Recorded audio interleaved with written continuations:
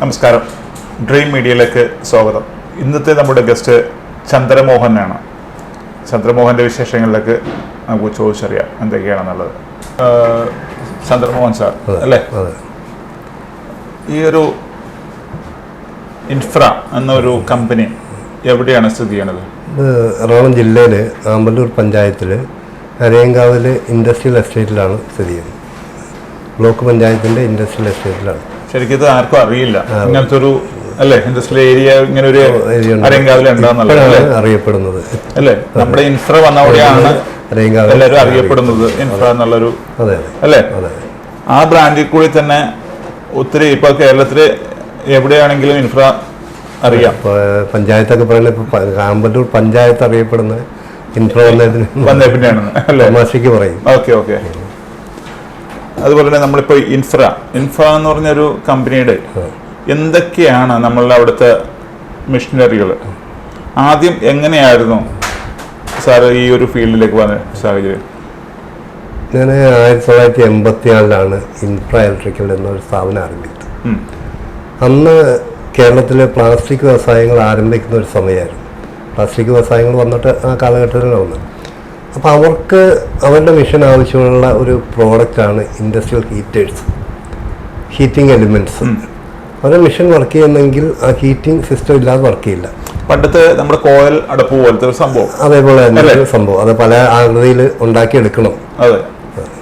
അതായിരുന്നു.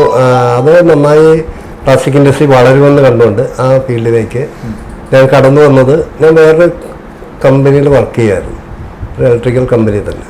ഇതിൻ്റെ ഒരു സാധ്യത കണ്ടുകൊണ്ട് ഇതിലേക്ക് എടുത്തു വന്നതാണ്. ഇപ്പോൾ ഒരു കാര്യം ചോദിച്ചോട്ടെ, ഫസ്റ്റ് എവിടെയായിരുന്നു ഇത് വർക്ക് ചെയ്യുന്നത്? ഞാൻ ഇവിടെ കാഞ്ഞിരമറ്റത്ത് തന്നെ ഒരു ഭാരതി ഇലക്ട്രിക്കൽസ് എന്നൊരു യൂണിറ്റ്, ഇലക്ട്രിക്കൽ ഒരു കമ്പനിയിലാണ് ആദ്യം വർക്ക് ചെയ്തിരുന്നത്. ഒരു ഇലക്ട്രിക്കൽ എഞ്ചിനീയർ ആരംഭിച്ച ഒരു കമ്പനി. പക്ഷെ നമ്മൾ എഞ്ചിനീയറിംഗ് ആയിട്ട് പഠിച്ചിട്ടില്ല. ഇല്ല, ഞാൻ എഞ്ചിനീയറിംഗ് പഠിച്ചിട്ടില്ല. പക്ഷേ ആ കമ്പനിയിൽ വന്നാണ് നമ്മൾ ഓരോരോ മിഷനറിയെ കുറിച്ച് നമ്മൾ സ്വയം മനസ്സിൽ തോന്നുന്ന ഒരു ആശയമാണ് അല്ലേ. അതെ അതെ.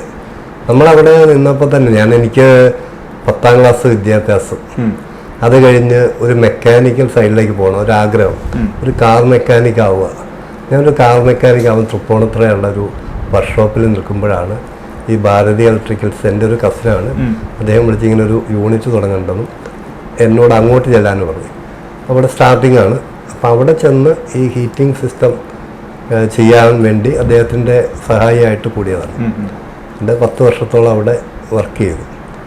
അതിന് ശേഷം അപ്പം ആ സംരംഭം തുടങ്ങണമെന്ന് അപ്പോഴേ ഉള്ളിൽ മോഹമുണ്ട്.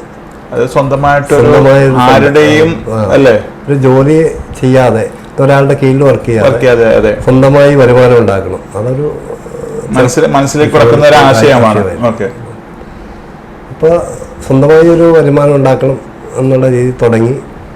ഒരുപാട് ബുദ്ധിമുട്ടുണ്ട് ഒരു വ്യവസായം തുടങ്ങാൻ. ഇന്നത്തെ അവസ്ഥയല്ല. തീർച്ചയായിട്ടും ഒരു 40 വർഷം മുമ്പ് കേരളത്തിലൊരു വ്യവസായം തുടങ്ങുമെന്ന് പറഞ്ഞാൽ നമുക്ക് ഭയങ്കര ബുദ്ധിമുട്ടായിരുന്നു. ഓരോ സർട്ടിഫിക്കറ്റ് കിട്ടാനും പഞ്ചായത്ത് ലൈസൻസ് കിട്ടണം, അതിന് ബാങ്കുകാർ നമുക്കൊന്നും ഇന്നത്തെ പോലെ പണം തരില്ല.